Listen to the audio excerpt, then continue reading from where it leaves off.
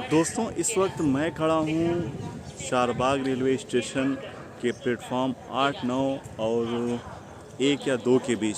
यहाँ पे जब भी हम आए तो हमें एक इंटरेस्टिंग फैक्ट देखने को मिला, एक बड़ी सी चीज़ देखने को मिली है। और ये चीज़ हमें समझ में नहीं आ रही थी कि ये आखिर ऐसा क्यों है। तो हमने यहाँ के लोकल लोगों से पूछा कि ये आखिर कैसे हुआ, तो उन्होंने हमें बताया इसके बारे में। तो चलिए हम इसके बारे में आपको बताते हैं कि ये बेसिकली ये चीज़ क्या है और ये हुआ क्या। ये है चारबाग रेलवे स्टेशन के 8 और 9 प्लेटफॉर्म, और उधर हैं 1, 2, 3, 4 प्लेटफॉर्म नंबर। तो और इसके बीच में एक मज़ार दिख रही है हमें। ये मज़ार जो बेसिकली है वो है खम्मन पीर बाबा की।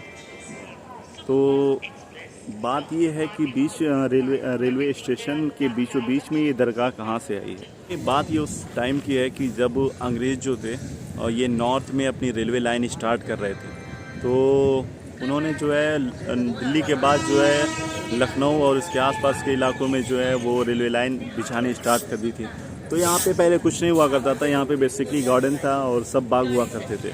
तो जब वो लखनऊ चारबाग रेलवे स्टेशन के थोड़ा सा आगे बढ़े, यानी प्लेटफॉर्म पे ही थे, तो उन्होंने जब रेलवे लाइन बिछाते थे तो बेसिकली क्या होता था कि रात में जो है वो सारा रेलवे लाइन जो है सिकुड़ के एक साइड हो जाता था।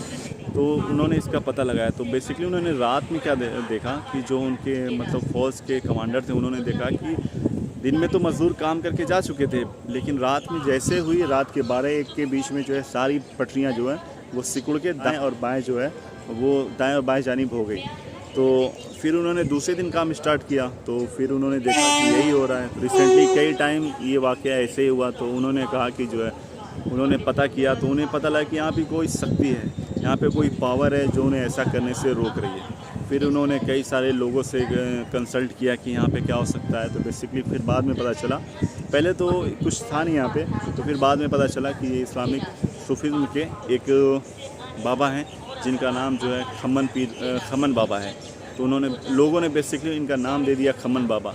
लेकिन इसकी हिस्ट्री क्या है, इनकी हिस्ट्री क्या है, आप कहाँ से आए हैं, कैसे आए, क्यों आए, ये किसी को पता नहीं था। तो दोस्तों, जब चारबाग बन गया, जब चारबाग स्टेशन का प्लेटफॉर्म जो है बिछ गया और सारे काम हो गए, तो उसके कुछ समय बाद लोगों ने यहाँ पे जो है साफ़ सफाई की, और फिर कुछ खुदाई की आसपास के एरिए में जो इस ट्रेन के जो इन पटरियों के बीच में है उनका साफ़ सफाई किया, गवर्नमेंट ने करवाया।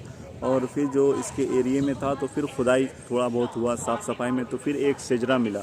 सेजरा बेसिकली उस चीज़ को कहते हैं जिसमें एक लिस्ट होता है, एक पूरा नाम होता है, मतलब लिस्ट होता है, ताकि उसमें आप पता कर सकते हैं कि मतलब कौन सा बंदा के मतलब कहाँ से लिंक है, इनके बाप, फिर उनके वालिद, फिर उनके बाप, फिर उनके बाप, फिर उनके बाप।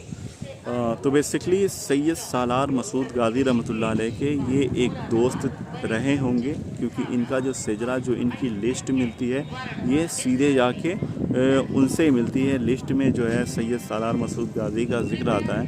तो लोगों ने इससे अंदाज़ा लगाया कि जो है ये सैयद सालार मसूद गाज़ी रहमतुल्लाह अलैह के ग्रुप में रहे होंगे या उनके फिर दोस्त रहे होंगे।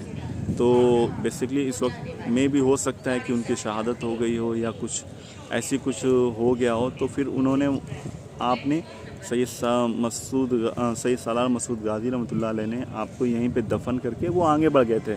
तो बेसिकली यहाँ पे कुछ था नहीं, फिर वो रेलवे का ट्रैक बिछा, तो फिर ये सारी चीज़ें, घटना जो है ये जो हमने बताई आपको, वो देखने को मिली होगी। तो ये थी इस मज़ार की हिस्ट्री। जब मैं चारबाग रेलवे स्टेशन पे आया तो मुझे देख के काफ़ी हैरत हुई कि इन पटरियों के बीचों बीच में ये मज़ार क्यों बनी है, मतलब इसकी क्या इंपॉर्टेंस है। इसलिए मैंने ये ब्लॉग बनाया दोस्तों। कभी भी आप अगर चारबाग आते हैं, लखनऊ आते हैं, तो चारबाग पे ही प्लेटफॉर्म नंबर 8, 9 के थोड़ा सा आगे आएंगे तो ये दरगाह आपको देखने को मिल जाएगी। तो कभी भी आप इस दरगाह पे आ सकते हैं और ज़ियारत कर सकते हैं।